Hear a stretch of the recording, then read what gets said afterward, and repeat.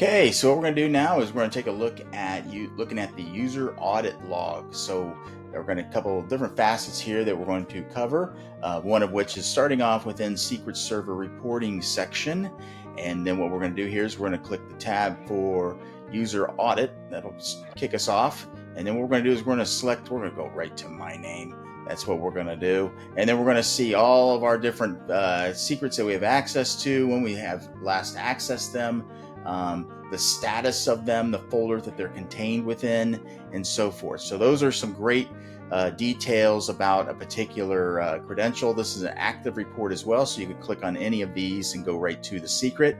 Another way you can get a little bit of detail on secret activity and users is going into the actual interface here with the out-of-the-box over 50 reports that we can pull from. And then we have a section over here for users, so we can not only see our activity on the user basis here, but we can also go to secret activity as well. I want to show you one other report here that's under access, and if we click on this and we can take a look at, well, again, go to my particular account, and then we're going to click on this and we're going to see another particular fascinating area is going to be the activity. So we can see all the activity that is gained from pulling from the system, and then we have a risk score that's calculated as well. This is also nice and unique to Secret Server and how we report activity as it applies to users. So wanted to point out those and show you this in detail,